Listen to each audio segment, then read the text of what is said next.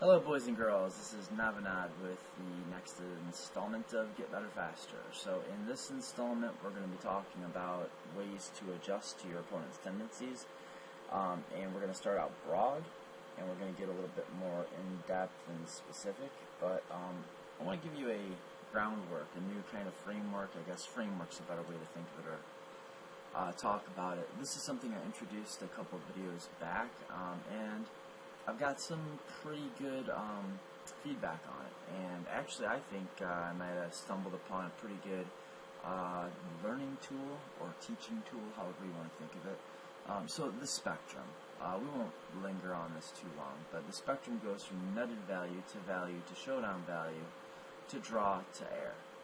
And the idea here is whatever your relative hand value is in a given spot, the closer you are to the outskirts, that is the far left or the far right, the more incentive you have to bet. So with this relative hand value spectrum, you can just think of it in these terms.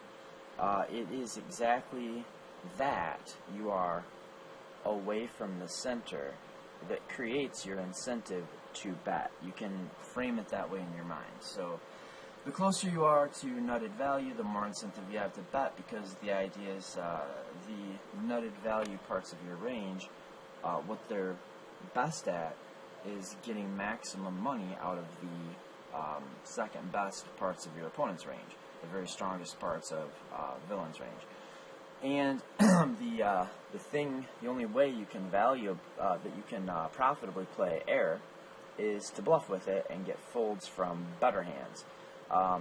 Draws, typically, it will tend to be the case that playing draws aggressively is plus EV. You definitely have incentive to bet draws as weak as, a draw can be, the nut flush draw with two overcards, or it can be a gut shot, or in certain contexts it could even be like bottom pair with an overcard and a three flush, or 3 to a straight flush with an overcard, or 2 overcards, I guess, whatever the case. So, but if you have showdown value, kind of by definition, the way you're going to make money with it is just to catch bluffs, to induce bluffs and catch bluffs, or to play your showdown value in such a way that at some point during the hand, your showdown value becomes a value hand.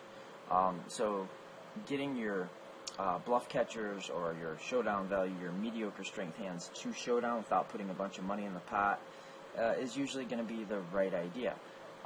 So showdown value and bluff catcher, these words, as far as I'm concerned, or these terms, as far as I'm concerned, can be used interchangeably. Anyway, the closer we are to the outside, the more incentive we have to bet. You could even say that it is exactly the fact that we are far away from the center that gives us our incentive. That's one way to conceptualize it. And the closer you are to the center, the less incentive you have. Now, if you're playing against a calling station who's like your run-of-the-mill, passive, call-y opponent who's going to make calling mistakes frequently, and who is not going to raise often enough for value or as a bluff, then your relative hand value is always going to be shifted over to the left, kind of regardless of where you are in the relative hand value spectrum. If you know that your opponent is a calling station, a passive, like a loose passive fish, you can take your showdown value and shift it closer to value, your value shift it closer to nutted value, so on and so forth. And if you're playing against a very nitty, tight player who's not going to give action lightly, and again, who's not going to raise often enough for value or as a bluff, that's going to shift your relative hand value over to the right side of the spectrum. It's going to create more incentive to bet with your showdown value than to bluff catch with it, because you don't want to bluff catch against a player who can't be expected to be bluffing. Like if your opponent's not bluffing very often, or if he's not even bluffing as often as he should at equilibrium, very often the correct adjustment is to bluff catch literally none of the time. And also, because if we're playing against a very tight player, we might be able to get a lot more, well, kind of by definition, we'll be able to get more folds than we normally would. So there can definitely be value in turning a showdown value type hand into a bluff against this opponent, the nitty tight opponent, and by the same token, there's not going to be value in inducing bluffs and bluff catching. So we can shift our showdown value over to the right, and it picks up incentive to bluff. And our nutted value hands are going to play more like value, unless it's the actual nuts, you know. Like an example would be if we've got something like top two pair in a heads-up pot. Against most players, we could, you know, very easily or very comfortably check raise the flop, bomb the turn, and jam the river for 100 big blinds. And if you're playing against a very nitty tight opponent, that just may not be the case. Or if we have a hand like top pair with a mediocre kicker that we normally consider just a decent or a good value hand, where we would go for 2 streets of value against, you know, your average opponent by just like betting the flop, maybe betting the turn and checking back on the river, or bet flop, check turn, and bet river. If we have like a 2-street value hand, that would be a 2-street value hand against an unknown or average opponent, it can often be the case against a nitty villain that our top pair mediocre kicker, by the time we bet 2 times, is almost like turning our hand into a bluff against a tight enough opponent. So we might want to, you know, not go for 2 or 3 streets of value with just single pairs against a lot of tight players. The tighter your opponent is, the more it's going to shift your relative hand value to the right side. So it can shift closer to nutted value, more to like value. And it can shift your value hands into showdown value, where you're going to like maybe bet 1 time at some point, but really, you know, you're going to try to get your single pairs to showdown without putting a ton of money into the pot. And your again, your showdown value gets shifted over to the outside here, where we're going to be bluffing. Like, this is the value betting end, this is the bluffing end, and this is the neither end, or yeah, center. Now, against an aggressive player, and this might be the part that doesn't seem intuitive or isn't just obvious to you, against a very maniacal opponent, or the more aggressive our opponent is, the more all of our relative hand values are going to be pulled towards the center of the relative hand value spectrum. So your opponent's tendencies to be wild and aggressive and make a lot of bluffs and thin value bets, and if he has a high check raising frequency, for instance, those things are going to shift our value hands closer to showdown value in terms of how we can best or most profitably play them. And that's really what we're talking about. And likewise, it's going to take this stuff, like the draws and air in our ranges, and it's going to bring those, it's going to pull those towards the center too. And in case that's not clear to you upon me just stating it, just think of it like this. If you did have top pair with a mediocre kicker against a very aggressive opponent, very often, if you bet and face a raise, you're going to have to fold. So you don't want to bet top pair with a medium, or even top pair with a bad kicker, against a player who's going to be aggressively attacking your bets with raises, because you don't want to get blown off the best hand. And if you check to one of these players, they're very likely to bluff against you because you've shown weakness, and they tend to bet into weakness. So for both of those reasons, because checking and playing a hand more like we'd play showdown value will induce more bluffs against this type of opponent, we have more incentive to take that type of line against this type of opponent. And also, if we were to bet and get raised, if we may have to fold what could easily be the best hand, that also gives us incentive to take more pot-controlling, bluff-inducing type lines. So this is the spectrum, and this is what we're going to be referencing. But we're going to talk about these in more specific terms as we move through the rest of this material. Most of the time when you think about adjustments that you make, and especially when we're talking about adjusting to one player, like if we have one specific opponent that's to our right that we've picked out in a cash game, or if we're playing heads up especially, this is how most people tend to look at making their adjustments. We're going to try to figure out what kind of player we're playing against. We're going to try to kind of pigeonhole him as best we can, and we're going to make somewhat binary adjustments until we get more information and we can make more specific adjustments. So, and that's fine, and that's okay, and that's even correct. I think there is a danger in just looking at all players that are loose and aggressive and just saying, okay, he's a maniac, and I know how to play against maniacs, because everybody's going to fall somewhere in the spectrums here. But it's not as if there's only one type of maniac. It's not as if there's only one type of nit, and it's not as if everyone's going to fall neatly into one of these categories. But players will tend to fit roughly into one of these categories. And the other thing is that some players are very aggressive on certain streets, but very tight or straightforward on other streets. The river is a good example of this. There's plenty of players that play very tight pre-flop, very loose on the flop, loose and aggressive on the flop, very straightforward on the turn, and very nitty and tight on the river. That's like almost normal, right? So there is a risk in just looking at a player and trying to say, this dude's a maniac, so this is how I'm going to play against him. But if we did know that, there'd be a very simple plan. Against a maniac, we would just call more often, and we would raise less often. We would take our ranges, and this is kind of the same thing as we're saying with the spectrum. It's just kind of a maybe handier way or a different way to look at it. Like we're going to, with our value hands, we're going to bet less often, and we're going to fold less often. So that means we're going to treat our hands more like showdown value. So we're saying the same thing just in a different way.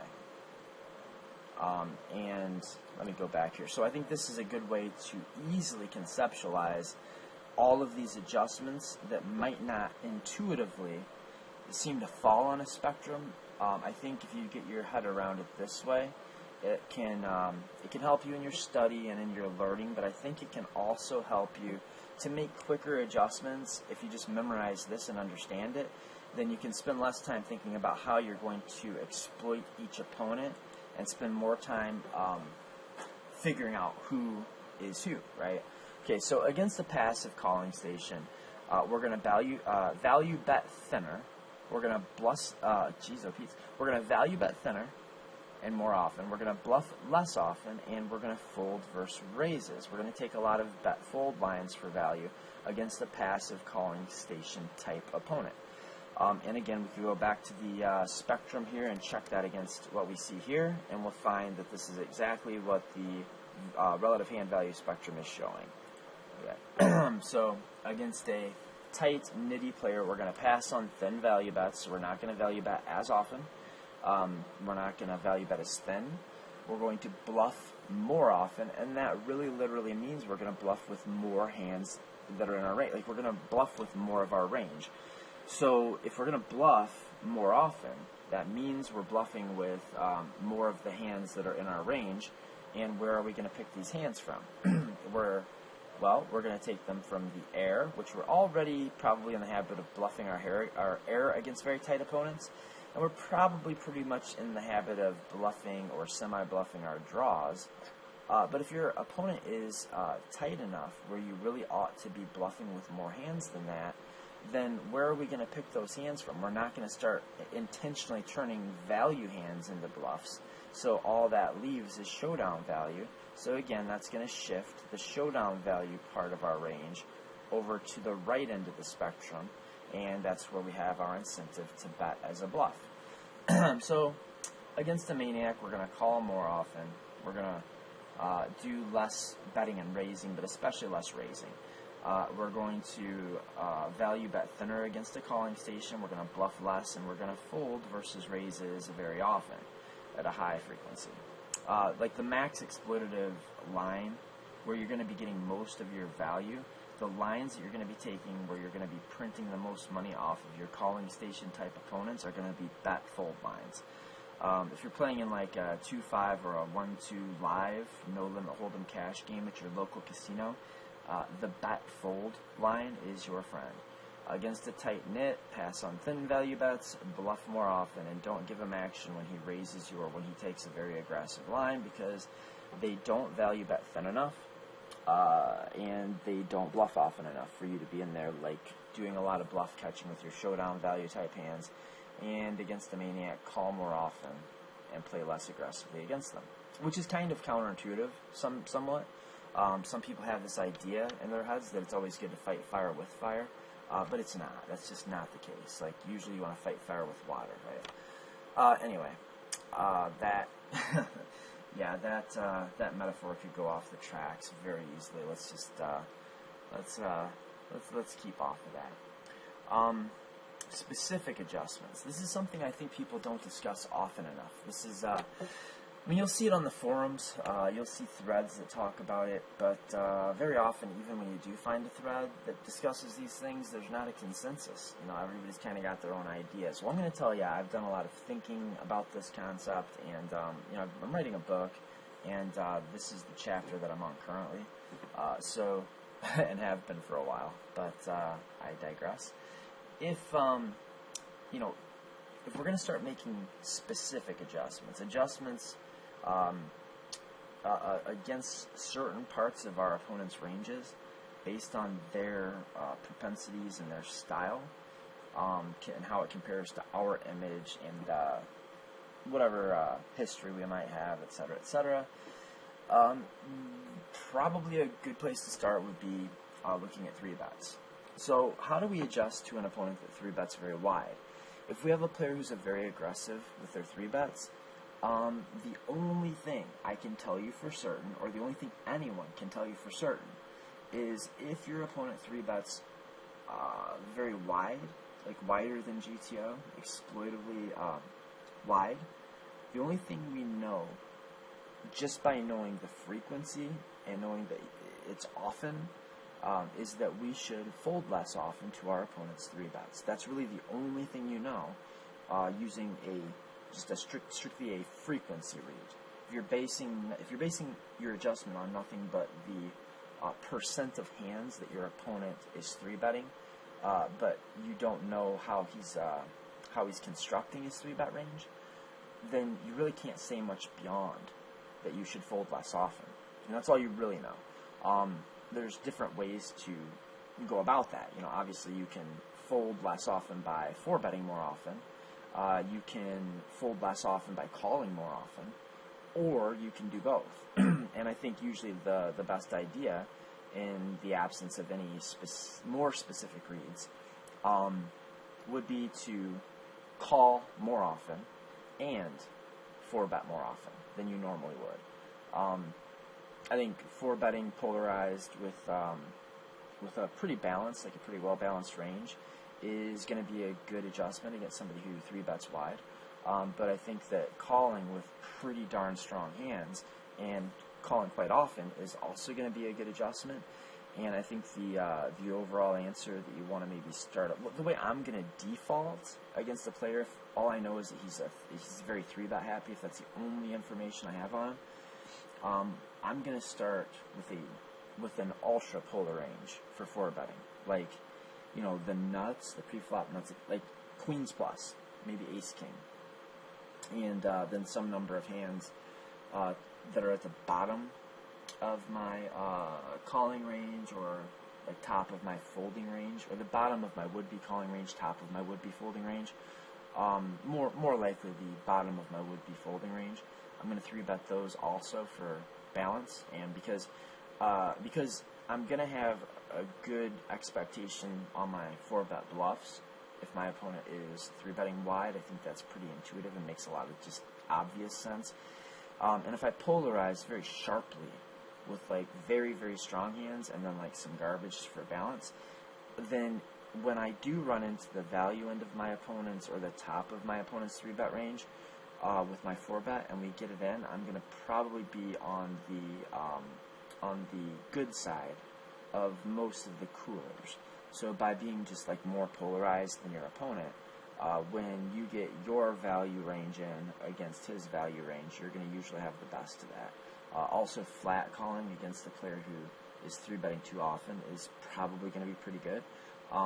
And the more, I guess when I'm in position, that's when I'm going to include the most flat calling hands, and when I'm out of position, that's when I'm going to include the more 4-betting hands. So there's caveats, and there's other things that could weigh into it, stack sizes, things like that. But and position is huge. Playing skill, where you feel like you stand compared to your opponent post-flop, all of those things can tilt you one way or another.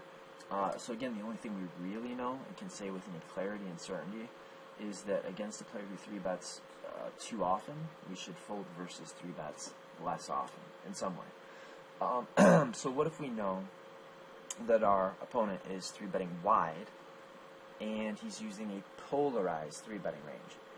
Then the answer is mostly just to call more often. That's the exploitative adjustment. You don't have to do anything but that, and that will be sufficient to win a lot of money from this guy's overly polarized and or overly wide 3-betting range. Is what you want to do against a polarized range that is wide, and if it's wide and polarized, it's very, it pretty much has to be bluff heavy. If he's 3-betting too many hands and he's polarized, he's going to have a lot of bluffs. And the best way to combat a range that has a lot of bluffs is to do a lot of calling and bluff catching, right? Now, what if your opponent has a wide but linear 3-betting range? Well, in this case, the exploitative adjustment is going to be to 4-bet more often. And here we definitely want to use a polarized range. Your 4-betting range should be wider and more polarized against an opponent's range if his range is wide and linear. The wider his range is, the more linear it is, the wider your range should be, and the more polarized it ought to be. And you can actually check that against my relative hand value spectrum, and it all works out and makes sense. Okay, the last thing is tight and linear.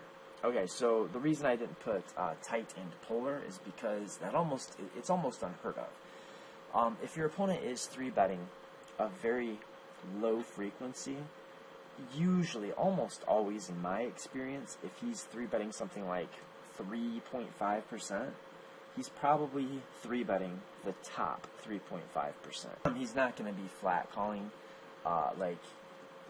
king queen suited and pocket 8s, pocket 9s, pocket 10s even, but then 3-betting king 7 suited and pocket deuces, right? So if a guy's tight with his 3-bets, they're almost always going to be, it's almost always going to be a tight and linear 3-bet range. He's just going to take whatever hands he thinks are strong enough to 3-bet, and he's going to 3-bet those hands. He's not thinking in terms of linear, he's definitely not polarizing. So how do we combat that? How do we exploit that? The way to exploit that is to call less often and to 4-bet a balanced and polarized range, at least as a default, until you know how your opponent's going to react. And really, I would say the main thing is we want to do a lot of folding against our opponent's 3-bets if he's 3-betting tight and linear.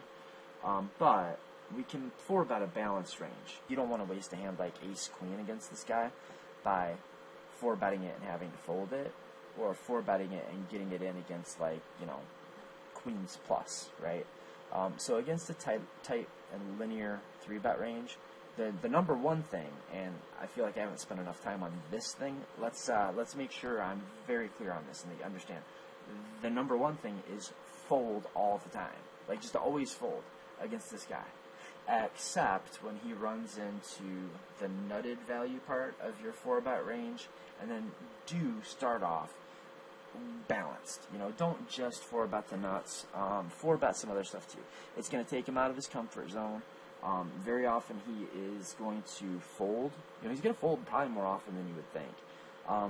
And even when he calls, he's not going to probably be used to playing in 4-bet pots, and you're going to be able to play probably more profitably than you'd think in 4-bet pots against this type of opponent, because they're not used to playing in big bloated pots. They're not comfortable with it. If they were comfortable playing in bloated pots and 3 and 4-bet pots, then they would not have a 4% 3-bet range, right? Or frequency, however you want to look at it. Okay, I think very often people talk about pre-flop adjustments, so let's just get away from that and let's go to post-flop adjustments. This is something near and dear to my heart right here. This is, in fact, this is going to help you destroy me, or, well, if you take in all the information I'm about to give you, and then you play a heads-up match against me, and you're able to put this information to good use, at the very least, you're going to cause me to have to adjust ASAP. Because if you take these things seriously, you learn them, you understand them, and you actually pull the trigger on them against me, you will beat me if I don't figure it out. I mean, I probably will, I hope. This will beat me. What are we talking about? Well, if we're playing against a probably decent to great player who is starting out, and I do think this is the best way to start out. I think this is the best default strategy for the micro stakes and for small stakes, and maybe any stakes if it's on Bovada or some other anonymous site. That is, if your opponent is c-betting a polarized range and then checking back his showdown value, the way to own his soul is right here.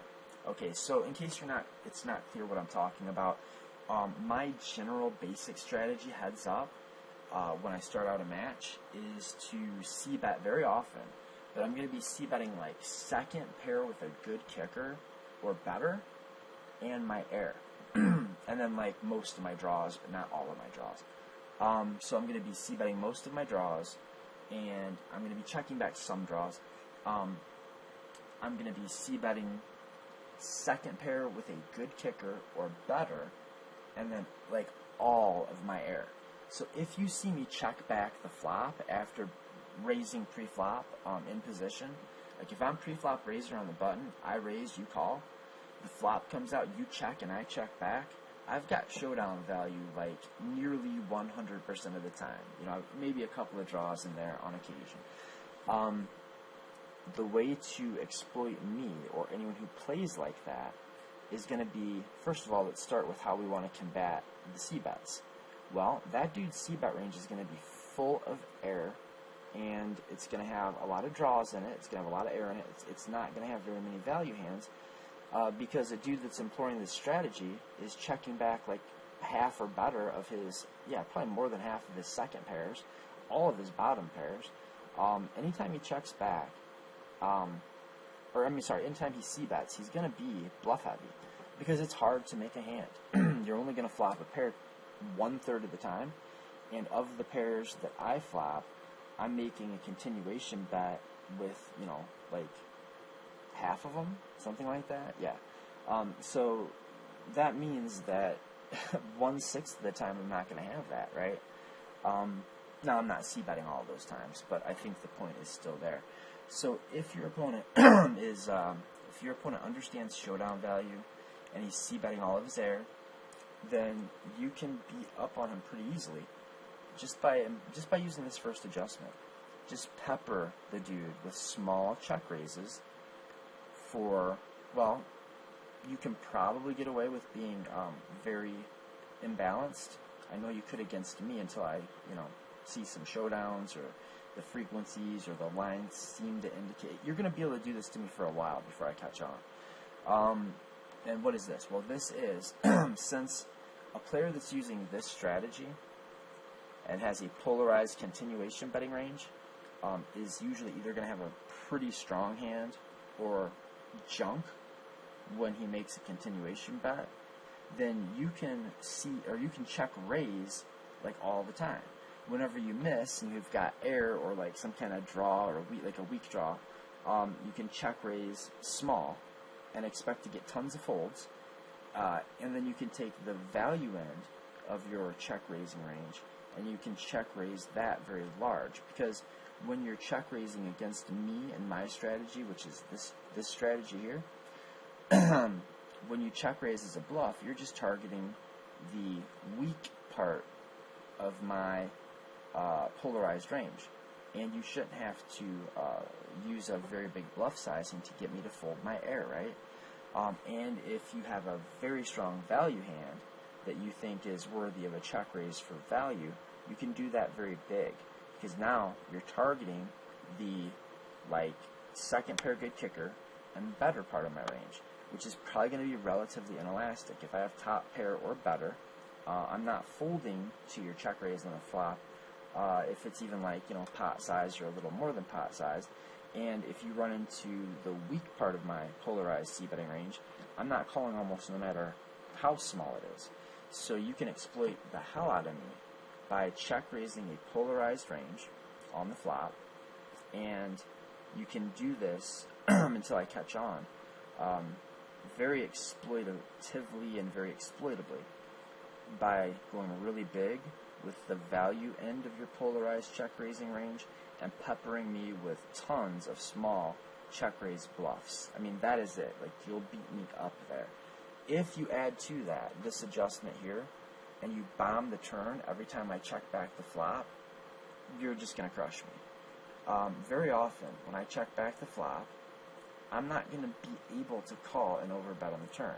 So if you go 1.5 times the pot on the turn, I'm going to be pretty sick about it. I may find a call there, but if you follow that up with a river bet, a big river bet, if you take a pot, if you make a pot size lead on the turn, and then you bet 1.5 times pot on the river, I'm never calling. Almost literally, the only times I'm going to be able to call you is if I improve on the turn and or river. That's the only way I'm calling you down if you take this line against my flop checkbacks. So if you recognize that your opponent has a polarized continuation betting range, and you might recognize that by virtue of the fact you saw him check back a hand and get to showdown with it, and it was second pair with no kicker, or some bottom pair or something, or ace high. If you know he's checking back his showdown value, but you know he's also c-betting a relatively high frequency, pretty safe to say. Or if you just figure out, because you see enough showdowns, that he definitely is c-betting polarized and checking back his showdown value, check raise the shit out of him with your bluffs and do it small. Have a polarized check raising range, check raise with a pretty high frequency, all your air, but go small, and all of your nutted value hands, but go big. And then every time the dude checks back, bomb the turn, and then really bomb the river. And most of the hands that the guy c-bets with are going to have to fold to a check raise. And of the hands that he checks back on the flop, many of them will fold on the turn, and the vast majority of them will fold if you bomb turn and bomb river. Oh yeah. The other thing you can do is check raise turns, because you should be bluff heavy when you take this line since you're going for folds. So since you're bluff heavy here, then be value heavy here. The value hands that you have, once you see me or a guy that plays like me check back the flop, if you check the turn, very often the guy is going to bet, because now his second pair with a weak kicker turns into a value hand, and some of his hands improve in equity, or maybe the bottom pair part of the range is just well, he's not going to bluff, I can't pick off a bluff, so I may as well just take the pot down now and stop him from realizing his overcard equity. So if you check with the value portion of your range, and then most of the time the guy playing my strategy is going to bet the turn, and you can check raise with your value hands. So you can go value heavy, still you can have bluffs in here, that's going to be good too. Because the bluffs will still make money. Check raising as a bluff on the turn is still going to be valid, but I think you want to use mostly value hands here, be value heavy here, and be bluff heavy here, and then just be polarized here, and you're going to make the life really, really tough on me or anybody who plays this type of strategy. Another thing you can do against me, and I haven't seen too many players take this approach, and I've just been toying with it a little bit. It's I think players, just almost all players, c-bet so often that it's usually not necessary to have a donk betting range, but I do think it's a good adjustment against a player that's going to be checking back his showdown value. If your opponent's going to be checking back, like on certain flops, if he's checking back a lot, even if he's checking back a lot in general, then you should open a donk betting range, because you're going to want to be able to get 3 streets of value some of the time, right? When you flop like top pair, top kicker, on like 10, 9, 7, 2-tone, right? When you flat, ace 10 or whatever. So if you're playing against anybody who checks back fairly frequently, you ought to have a donking range. And especially this is the case if you're not playing heads up, or if you are playing heads up but you've established a 3-bet dynamic. Because otherwise, when you're playing heads up against players that don't, like if there isn't a 3-bet dynamic established, then the equities are going to run so close together that it's not always obvious whose range is hit by what flop. Okay, so... Right, okay, so Villain c-bets too often, but he's just c-betting closer to like 100% of flops. The closer, this is, moving on, the closer your opponent c-bets to 100%, the more likely he obviously must be to c-betting linear. Because if he's c-betting 100% of his range, then he is very obviously c-betting a linear range. So that's one way you can figure out that your opponent's c-betting linear. But here we're looking at a player that c-bets too often, like something in the 100% ballpark. What we can do is we can simply fold less often. That right there, in and of itself, is going to be sufficient to make this dude have a tough time beating you.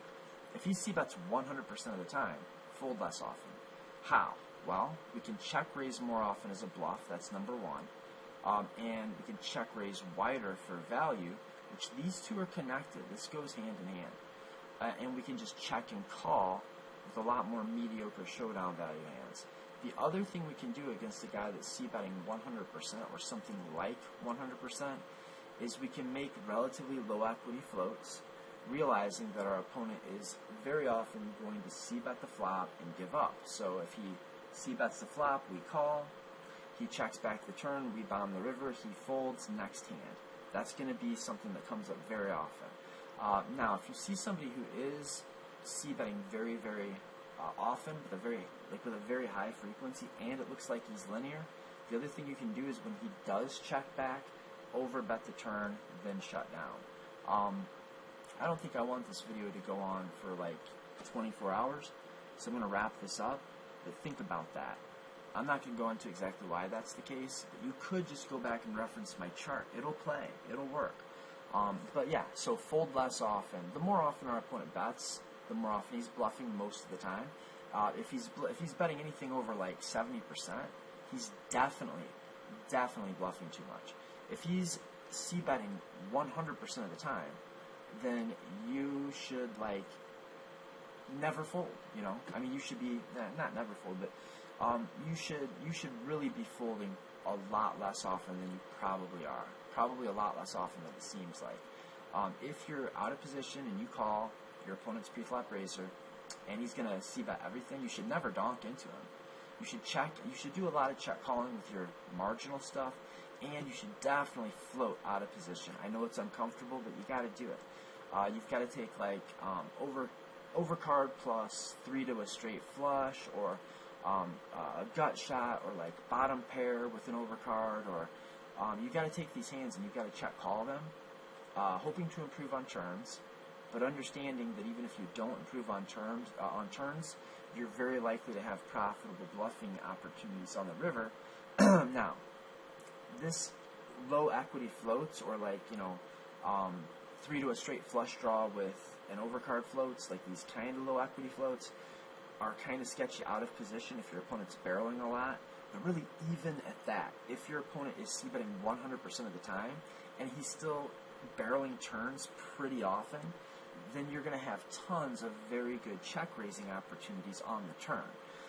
So whereas it's not going to go check-check on the turn where you can bomb the river as often, you are going to have more opportunities to check-raise as a semi-bluff or just a straight bluff on the turn. So here's the adjustments you should make against this player. And if he's like c-betting linear and he's c-betting 80%, then whenever he checks the flop back, you've just got full license to bomb the turn and take the pot down. In conclusion, have good sharp default lines and ranges. Be on the lookout for exploitable tendencies in your opponent. We've discussed some.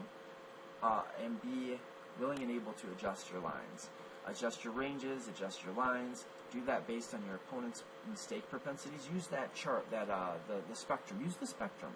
And understand relative hand value and opponent mistake propensity, how they correspond, where the rubber meets the road, so to speak, and how to play against it. Okay, so that went longer than I was expecting. Hopefully it was worth the watch.